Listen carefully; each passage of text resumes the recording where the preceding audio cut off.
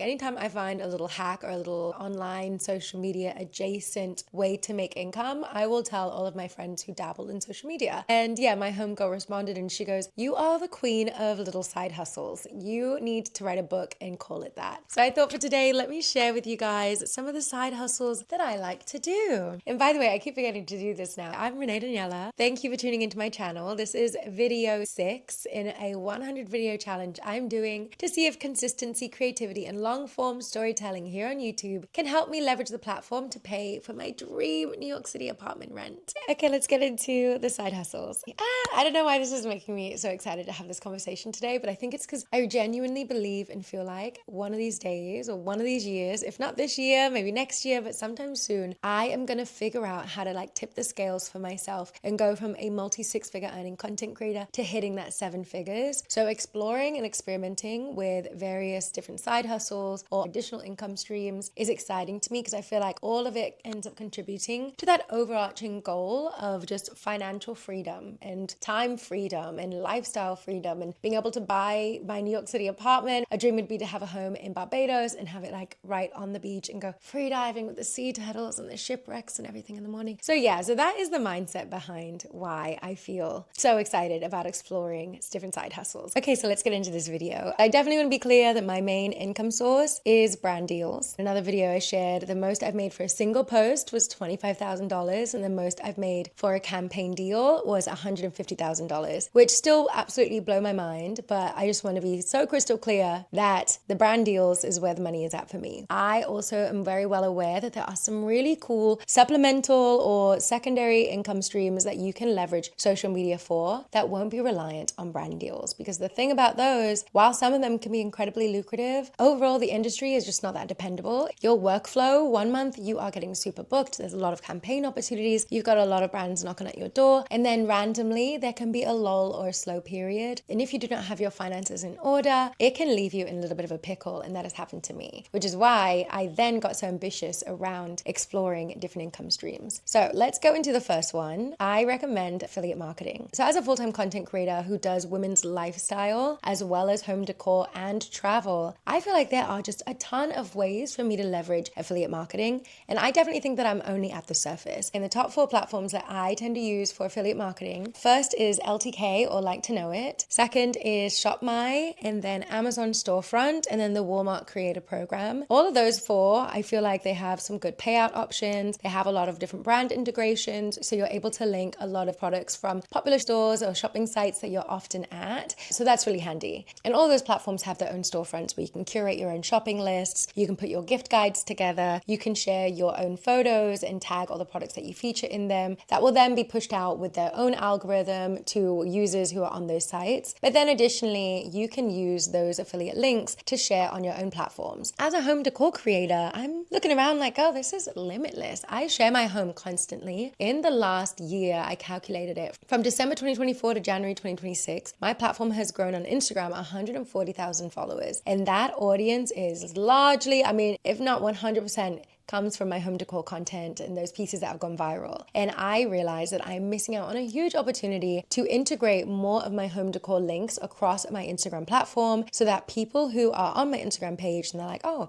where's your bedding from? Where's your bed frame from? Where's your mural from? Where are your lamps from? If they watch a video and that comes to mind, I should have it. I don't right now, but I will eventually. I should have it saved on my highlights where you could click and find bedroom furniture, living room links, kitchen finds, office or Cloffice essentials. I should have all the linkable things that you see around my house linked with my own affiliate links in all of my highlights so that people who find my viral content can then go and peruse and shop some of their favorite finds from my home. The thing I love about the LTK technology is that if somebody comments shop under that post, it then automatically sends them a little DM and it'll have the link to the LTK post, which then has all of your affiliate links for all the items that you would have mentioned in that video. And what's great is I think all of these platforms platforms, you don't just get the percentage of the specific item that you linked, you get a percentage of the entire order. I've had that happen. Somebody ordered something on Revolve and they happened to click my link. And when I tell you, they didn't even buy what was in my link, but they must have been doing a little vacation haul, honey, because they spent over $2,000. And Revolve gives you a 15% kickback, so that would be $300, or you can get 20% to then spend on the site. I'm sure you can see all the little ways that you can get strategic about being able to integrate your affiliate links into your content, or that you can set up storefronts on these shoppable sites where people already are going, whether that's Walmart Creator Program, Amazon's Creator Program, Shop My, and then be able to slowly make money from the things that you're already sharing, your outfit inspiration, your hair care routines, your home decor finds, your travel essentials. The possibilities really are endless here. So I think you get the idea about affiliates. There's definitely way more worth researching in terms of strategizing around it. This is the tip of the iceberg for the ways that you can leverage affiliate marketing across social media. Okay, side hustle number 2 is the content monetization programs that are on each individual platform. So Instagram will have its own content monetization options where, depending on the number of views you get for your videos, you'll then get paid. Same thing for Facebook, which is one that I've only just started using more recently and is the one that I was sharing with my homegirls in the group chat when my friend was like, girl, you're the queen of side hustles. And it's because I didn't really use my Facebook that much. I would just let my content that I post on Instagram automatically repost to Facebook. Well, I had some content pieces go viral on there, and all of a sudden I got a check for, I think it was $500 or $600. It's not a huge amount, but it's a few $100 that could pay a bill for me, and I was surprised to get it. I didn't expect it. So I went to go look and I was like, oh, what is this little content monetization going on over here on Facebook? So fast forward a couple of months, I had some more content pieces go viral. I then got a check for $900. And then last month in January, I decided, like, let me feed the beast a little bit. Let me post a bit more strategically on Facebook and share some more content and see, does that end up making me some extra money? And sure enough, it did. I'm going to get about $1,830 for January's check. And this is me casually posting. And while I did have content that did really well, I wasn't necessarily posting as strategically as I can and covering all the content bases. So pushing out stories, doing posts, doing photo posts, doing additional reels or doing daily reels. Like, this was really over about a 2-week period where I was just all of a sudden pumping out some additional video content. But yeah, I'm definitely going to take February to experiment some more and be more strategic there. I know a friend who makes over $3,000 a month on Snapchat. I don't have a big audience there, so I don't really lean into that platform. But for her, she is doing fabulous and she's making over $3,000 a month, which obviously that can really help. In my previous apartment era, that $3,000 would have paid my full apartment rent for that month. So that is really cool. I love that all my friends share their side hustle quests with me as well. Because I have another friend, he's on TikTok. He does story times pretty much daily. And he said he makes between $3,000 to $5,000, even sometimes $6,000 a month. And sometimes more. I think he had a month where he hit like $8,000, which to me sounds absolutely incredible. Even Threads had a content monetization program where creators got paid based on their follower counts. I must have been whatever tier gets you $1,500 a month, but I have a friend who was getting $5,000 a month, and I know someone else I think who's making $500 a month. That was great because you simply needed to post threads in order to qualify towards the bonus. Those threads would have to reach a certain number of views. That was pretty easy money, and it definitely helped pay for a few things for myself. And then of course, the big one here is YouTube AdSense. I have been watching different YouTubers share their recap of like what last month paid me or what I made last year on YouTube. And again, one of my big motivations and inspirations behind why I'm starting my 100 video challenge was Glow Graphics, who when she started this 6 months ago, she was sharing her entire progress journey and how that has just compounded over the months. And now she's making over $10,000 a month in AdSense. But then additionally, she's generating sales for affiliate, sales for her digital products, and she's getting booked for paid brand campaigns for her YouTube presence. So there's additional opportunities there. But then at the bare minimum, she is getting that Google AdSense money. And if it's hitting 10K upwards, that is a good amount of money that can make a big impact for you. So definitely look into the various content monetization programs where if you're going to already be making this content, then push it out consistently, push it out strategically, and let these platforms pay you for the views that you're getting. I feel like I am blurting out just a bunch of random examples, but I just hope it makes it clear to you that yeah, there's some great financial opportunities by leveraging the content monetization programs, and that depending on the platforms that you enjoy using most, look into those content monetization programs, see how you can qualify for them, which by the way, I am not even eligible yet for the YouTube content monetization program. They have a couple of requirements. One of them is that you have to have 1,000 followers or more. I've got that one. Another one is that you have to have over 3 videos posted in the last 3 months or something. I have got that. And then the one that I don't have, you have to have 4,000 hours of watch views for your long form content or 10 million for YouTube Shorts views. You could do either or. When I started this challenge, I was at about 877 watch hours, and those are from videos on my platform. So for anybody who's found their way on my page, or maybe they've watched my YouTube Shorts and they've popped over to see some of my long form content, that's how I got the 877 watch hours. But now, since starting my challenge, I am at 1,033 watch hours. And again, I need 4,000 to qualify or be eligible for the monetization program here on YouTube. So I am making my way there. And that is as of like 4 or 5 days ago. I think the way they add your watch time hours to your account, it takes a few days to process. So that's not even like the update or current of where I'm at in watch time hours. I won't know that for a few days. But I'm very much looking forward to getting monetized on YouTube. And I will 100% be sharing with you guys transparently what I'm earning, what that first check looks like, what videos are doing well, what I'm learning about content monetization practices, and the ways to strategize here on YouTube so that you can improve your earning capacities. Okay, now for my third little side hustle. This is not related to social media, and I've also shared it in a previous video, but I rent out both my house and my guest house, but in two different ways. So I'll start with the guest house. I rent that out for guest rentals. So for context, I bought my house with a guest house on property, and I always knew that either I would have my guest house for my mum to stay in if she ever wanted to come and visit me for an extended stay and she wanted to be more comfortable, then I would have a guest house available to her. But then of course I also knew that I could rent out that guest house if she wasn't using it or didn't need it. And so that's what I've ended up doing. I've been renting my guest house for the last 3.5 years, and the platforms that I chose to rent it out on are Airbnb as well as Furnished Finder. And I have loved Furnished Finder. I was talking to a homegirl of mine and I was telling her how, I've got this guest house and I'm not having a lot of luck renting it on Airbnb. It's not working out too well for me. And she's a traveling nurse, and she was like, oh my gosh, use this website. It's called Furnished Finder. You will be booked constantly because traveling nurses are always looking for units just like yours. It's a 1-bedroom unit. So that is the perfect size for these corporate travelers or traveling nurses who are using Furnished Finder, and they might be booked in LA on a contract for 2, 3, 4, 5, 6 month periods at a time. And that's exactly what I did. I put it on Furnished Finder and she was not wrong. I have continuously had bookings on there, and it's mostly women, which I absolutely love. I did have a couple. They were really sweet as well. The guy was absolutely fabulous. But generally speaking, because I'm a woman, I love the idea of having women tenants and also just being able to know that I'm supplying a safe place for them. And I've also decorated my guest house a little bit more girly. I've got like lavender walls and pink accents in the kitchen and lavender kitchen appliances and a green sofa. It's a colorful home that definitely is catered more towards a woman's taste than it is a man. But yeah, it worked out well for me because I've had such wonderful tenants. So I definitely recommend checking out that site if you have a spare room even and you would be interested or comfortable renting it out. People often look for just rooms to rent and not only just full houses or full units. So if you've got a single room to rent, definitely look into that as well. And just for some background on how Furnished Finder works, me as a host, I can post my rental unit on there and I'll put all the description about the rental unit and I'll put a description about myself. I'll let people know are bills included or not. You'll put your monthly rent cost, you'll put a cost of the cleaning fee or your security deposit. You set all of those prices yourself. But then tenants or people who are looking for rental properties, they can do a listing on Furnished Finder as well.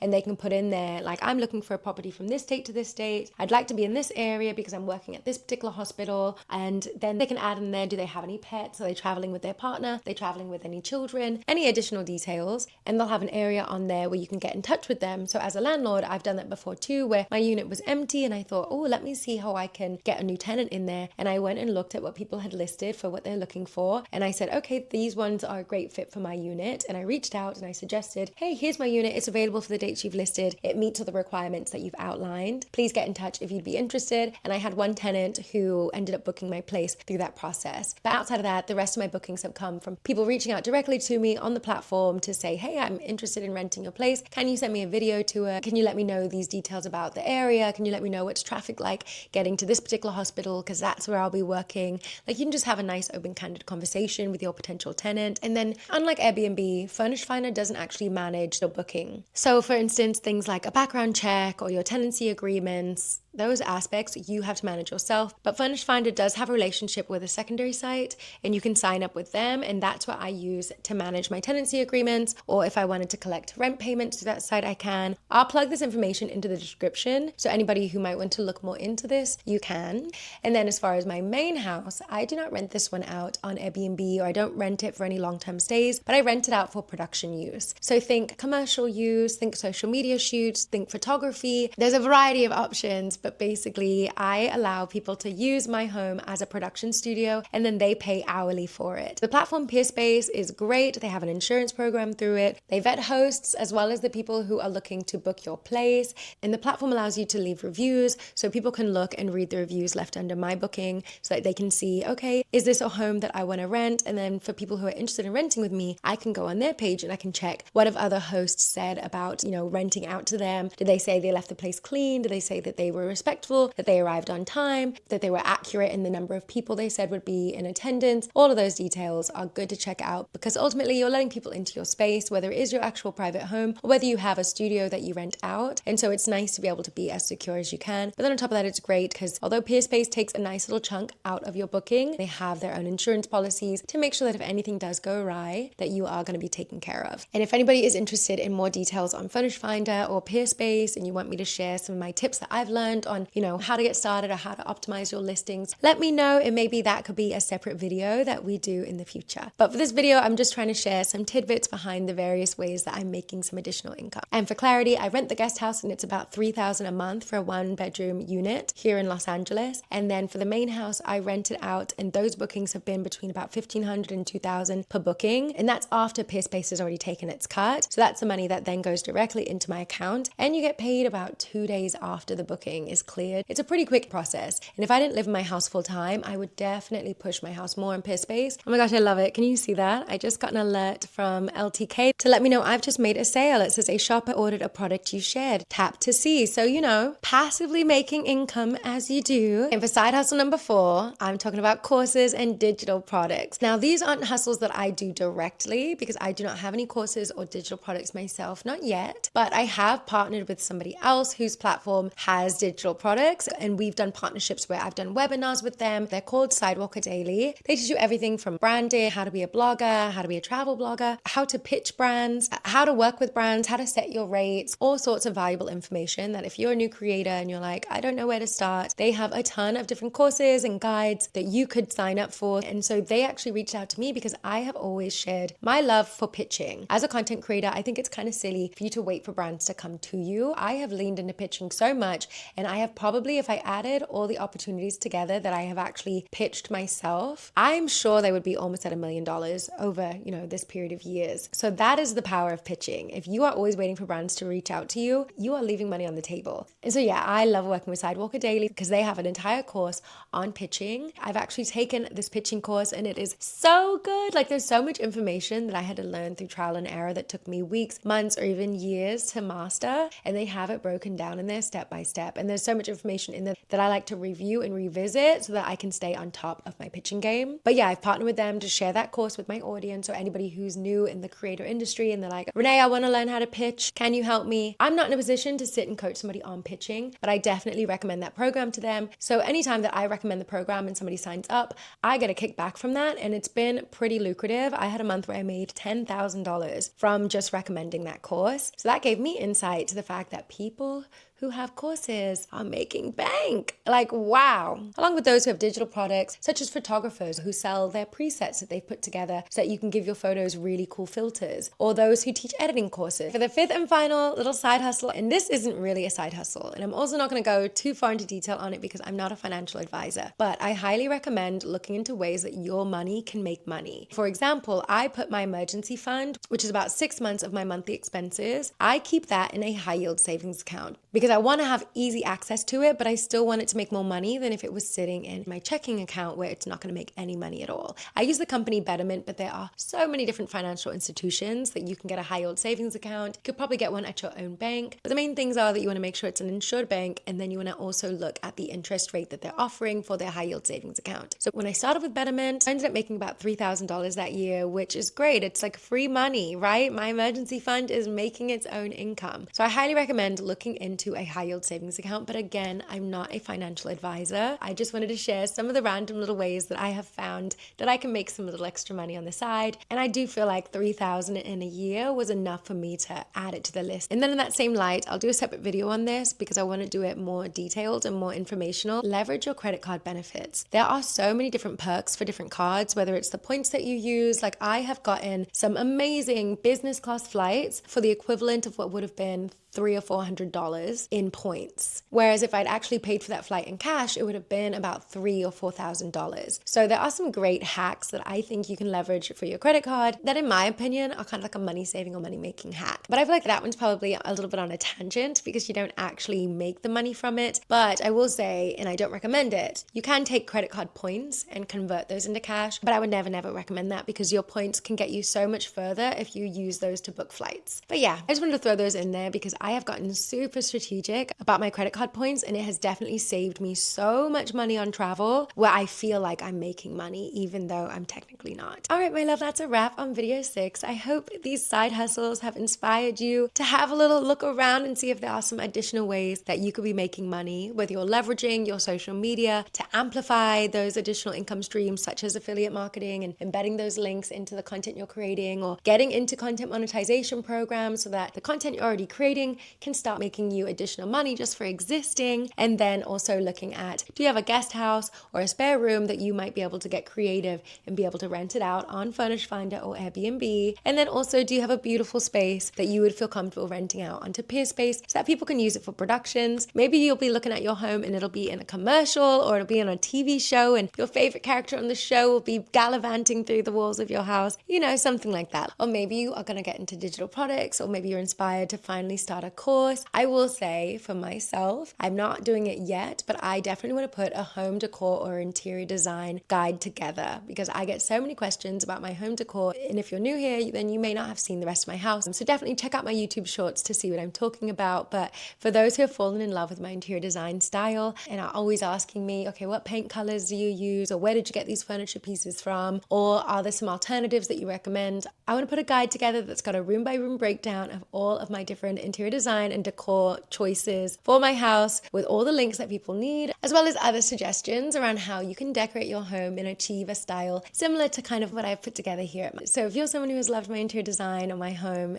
definitely stay tuned for that. I absolutely look forward to helping the girlies create their own dream home with their cloffice and their colorful garage and their beautiful bathrooms with the clawfoot tubs and just your own little oasis because you deserve. But yeah, that's something coming in the future. And now if you've got any side hustles and you are willing to share them with us, please leave them in the comments so we can check them out. I always love me an additional income stream. I've definitely been curious about doing a Substack or doing a podcast or just some other things that are like social media adjacent. So I'm definitely curious to hear what kind of things you guys have been getting into that have been making you a little extra cash. So feel free to let us know. And yeah, that's a wrap on this video. Thank you as always so much for tuning in. I'm really so grateful for you guys. If you have not subscribed, please do so now. Make sure you like, set your notifications on. And of course, if you've got any friends who are looking for some extra ways to make some money, maybe share this with them and maybe they'll find one of these ideas or side hustles to be helpful. Have an absolutely beautiful day. And until my next video tomorrow, I will see you then. Mwah. Bye.